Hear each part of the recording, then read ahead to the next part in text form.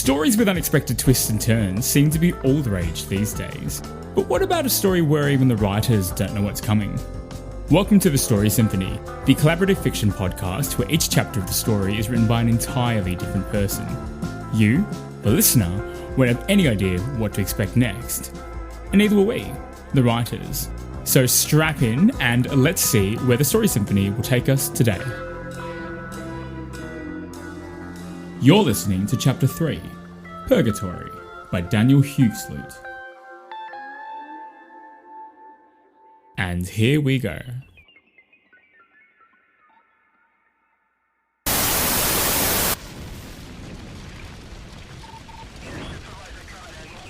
I'm staring dumbfounded at my own lifeless body, feeling a mixture of fear and confusion. Vanessa is hugging my body, her face etched with grief while I stand there watching, invisible to all except Laura, Vanessa's mysterious friend who died 3 weeks ago.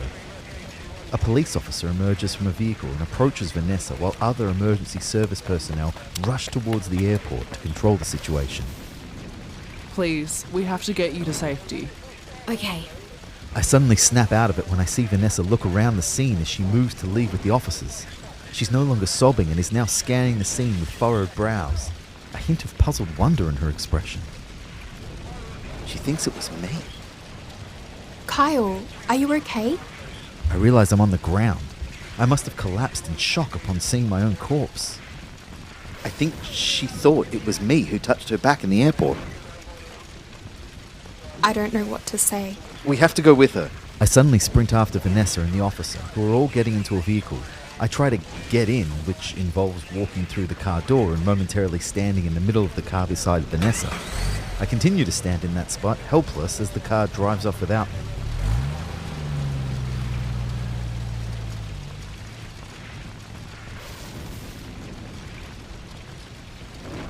Vanessa's gone. I'm sorry, Kyle. Why didn't you tell me I was dead? What? You said I wasn't conscious. How can I be dead? I don't remember. Kyle! I stop, realizing I was raising my voice. I'm shaking a little. I said what I said because I think maybe we aren't dead. Oh, come on. You were hit by it. Look around. The airport, while still ablaze, was no longer in a state of utter chaos and destruction. The attack was over. The scene was filled with police officers, paramedics, firefighters, the regular kind. Some paramedics were wheeling stretchers to their vehicles. If we were really dead, then you'd think there would be others just like us around. Some of the stretchers contained groaning, injured people, while others carried lifeless bodies covered with white sheets. Laura was right. Others had died, but here we stood, alone. This is something that occurred to me in the first week of my situation. If this is truly what happens when we die, then there would be ghosts everywhere. We would barely be able to see what was going on through the billions of people standing around. Well, you know what they say about people dying with unfinished business. You really think it's this rare to pass away having unfinished business? I'm sure most people die with unfinished business. This makes no sense. Just what the hell were we? Laura can move inanimate objects. Vanessa could feel her touch. We were both knocked off our feet earlier by that explosion. Whatever's happening to us, it does seem like we're not quite gone. It seems like we're still partially influenced by this world and vice versa. Laura, I need to go find Vanessa. I want to stay with her and maybe there's a way I can figure out how to communicate with her. I agree. We should go to Vanessa. I wasn't sure what I expected Laura's response to be, but her quick agreement struck me as odd. Seems like the firefighters are gone. They achieved whatever it is that they wanted to achieve and disappeared. Doesn't look like any of them got caught. What would they be trying to do? I don't know. Stop someone leaving, maybe? What do you mean? I don't know. It's just an idea. There was something strange about Laura in general. Perhaps it was the result of existing for 3 weeks in isolation without being able to communicate with other people. It's hard to say. This is the first time we've met after all. But her demeanor during the whole episode has been bizarre. The way she watched the attack unfold with that calm look on her face. The way she smiled as people ran through her. The only thing that seemed to surprise her was my appearance, and the fact that she could touch Vanessa. While I stood there wondering at this, Laura had begun walking back in the direction of the city. Is this what we have to do now? Walk everywhere? Well, we can't exactly get on the Hyperloop. Even if we could, I doubt it's running at the moment. I'm afraid we're also not the kind of ghosts who can fly. So, on we walked.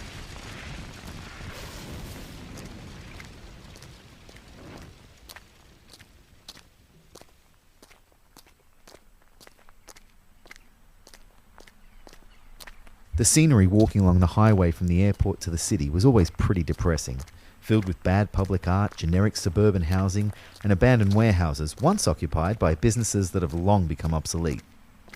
When the Hyperloop opened in 2025, Melburnians were spared from the torment of driving through this gloomy landscape. Since then, the once busy stretch of highway had become a dilapidated, forgotten place.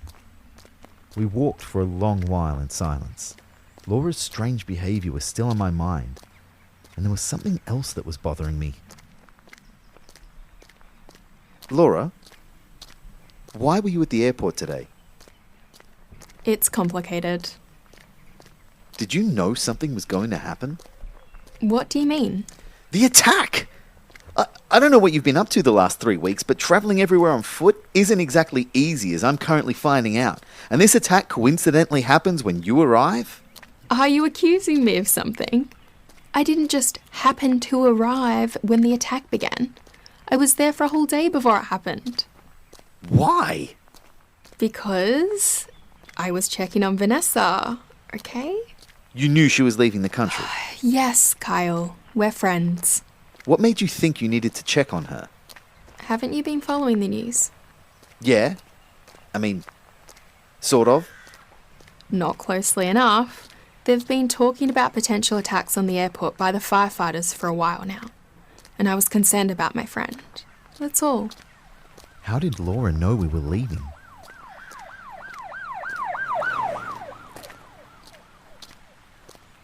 I'm sorry, Laura. I didn't mean to be so accusing. I'm just... It's been a strange day. It's fine, Kyle. I get it. It'll get easier. We walked in silence once again. The skies were still clear, but the impact of 21 days of heavy rain was still on display. Huge puddles of water were everywhere. At one point, we walked past a small river that was so flooded that the bridge above it looked simply like a road sitting atop a pool of water. We saw children playing in puddles, skidding across the water on small, thin pieces of wood. It felt like looking at a scene from a dystopian movie, especially after the airport attack. I can't believe how different my life is right now from this morning. So, seems strange that we've never met before. I mean, I've been with Vanessa for almost 4 years. It's just that it seems like you're such good friends and all. We were best friends when we were kids. We still see each other sometimes, but I guess we just drifted apart a little. Vanessa is clever. I always loved helping her out with our little projects. So you must be her project assistant these days, eh? If by projects you mean sunbaking and watching Disney flicks, then no. I'm afraid she doesn't need much assistance with those. Laura raises an eyebrow as if she wasn't sure if this was a joke or not, then smiles awkwardly. The sun is setting over the city as we walk down the hills of Brunswick West. It's beautiful to see after so long with nothing but grey clouds and darkness. Despite everything, I start feeling a little more cheery. Maybe it's the sunlight, though that doesn't make sense seeing as I don't have an actual body absorbing vitamin D right now. We're almost at Vanessa's apartment. Maybe that's why. So, what kind of projects did you help her with? Oh, heaps. Explosives, silly little robots that we would send off to freak people out. Some of the programs she wrote back in high school always impressed people too. I couldn't help much with those though. She wrote programs? Hardly anyone knows how to do that anymore. Just as a hobby, you know? Like how some people still like building their own furniture. Anyway, Vanessa built this god algorithm for an art project in school. Her program was an artificial replica of a natural ecosystem. She created different creatures and coded certain behaviour patterns into them so that it would replicate our Darwinian food chain. So she projected the program onto a big wall in our school, and we all watched over the course of 3 weeks as one creature eventually evolved into the strongest and consumed every other living organism. After that happened, the ecosystem crashed and the last creature died. Whoa, that's awesome. I never knew that. Seems uncharacteristically philosophical for Vanessa too. The funny thing is, I don't think she was trying to make a statement with it or anything. It just turned out that way. Everyone praised her for her insight and the importance of her message. I was probably one of the few people who knew it wasn't intentional. I think she thought it would be a bunch of digital animals living together in peace. Yeah, that sounds about right. Unintentional wisdom is more like her. The story was interesting, but made me feel sad for some reason. It felt odd not to know this about Vanessa, even if it was just a school project long ago. It's only been a few hours since I saw Vanessa, but I feel so distant from her. We're almost at her apartment, though. I know that seeing her again will put me at ease a little. And then what? I'll have to learn how to move inanimate objects, I guess. Figuring out a way to communicate?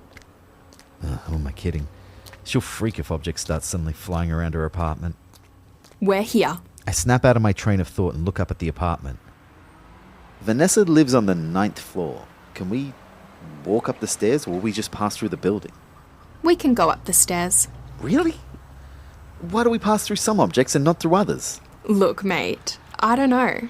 I told you I'm no expert on this. Okay. I follow Laura as she walks through the front wall of the apartment and begins walking up the stairs. Reckon we just pass through the elevator as well? Laura continues climbing the stairs without responding, and I follow. We get to the top of the stairs, walk down the hall, and reach the front door of Vanessa's apartment, where we hesitate for a moment. She's talking to someone. Let's go inside. I walk through Vanessa's door into a dark living room. All the curtains are drawn. I turn the corner into the kitchen and see Vanessa standing by the sink on the phone. Can't do that right Her now. gaze is intense, but she doesn't seem panicked. Something strange is happening. Yes, I'm sure. I don't... They know. Is that safe? Okay, I will. There's one more thing. I heard static on Kyle's phone. It's definitely been used. All right, bye. Vanessa? I try to place my hand on hers, but it just goes through it. Laura, did you hear that? I turn around and see that Laura is walking away. I'm sorry, Kyle. I have to go. What? Did you hear what Vanessa was saying? What's going on? I don't know, Kyle. Why are you leaving? I thought you said you wanted to come here. I did. I wanted to check on Vanessa. She's okay. No, I don't buy this. Something weird is going on. I know you're not being honest with me. What are you talking about? You checking on Vanessa? You said that's why you're at the airport. Well, I never told Vanessa we were going to Sri Lanka until after you died. It was a surprise present for her. Just because I died doesn't mean I can't find out information. We stare at each other in silence. Laura said Vanessa told her about the holiday. This is wrong. Look, I know this is upsetting and confusing. I'm sorry, but I have to go. There are other people I want to check on. Who? Paul. You mean the guy who didn't even want to pack up your things after you died? Sit down, Kyle. Breathe. It is going to be okay. I'll be back. Keep an eye on Vanessa for me, all right?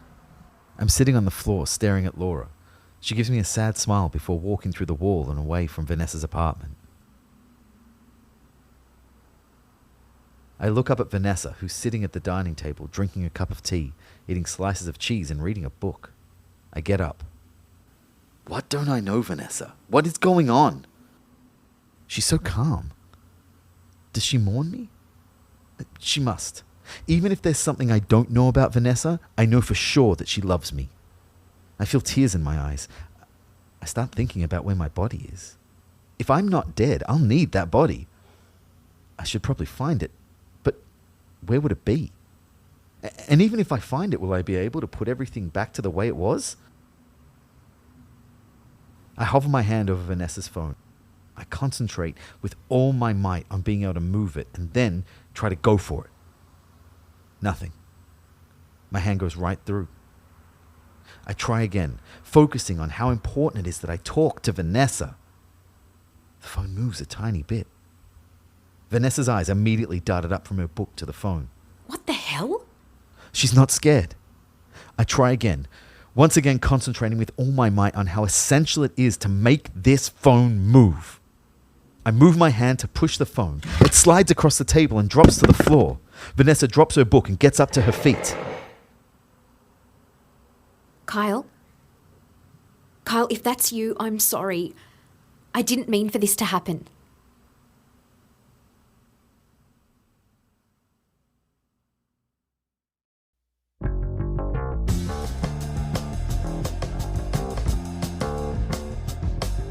Today's chapter was written by Daniel Huigsloot, a freelance copywriter and musician based in Melbourne. When he's not busy helping small businesses improve their web content, he organises electronic music and arts events and engages in a range of writing projects, from penning short stories for zines to writing op-eds in online publications like Centre Thought and Speaker TV. Daniel enjoys reading historical non-fiction, sci-fi and fantasy stories, and quirky philosophical novels. His favourite authors include Neil Stephenson, Albert Camus, and George R.R. Martin.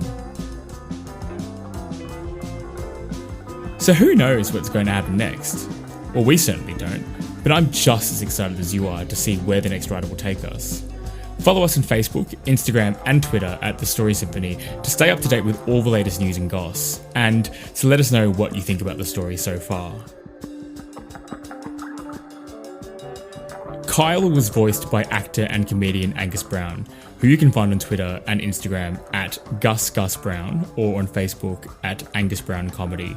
Laura was voiced by actor Tess McKaige, who you can find on Instagram at Tess McKaige. Vanessa was voiced by actor Maddy Tyers, who you can find on Instagram and Twitter at Maddy Tyers. The police officer was voiced by Lian Meacco, who is also our creative lead.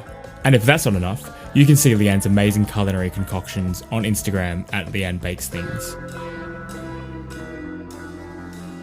Until next time.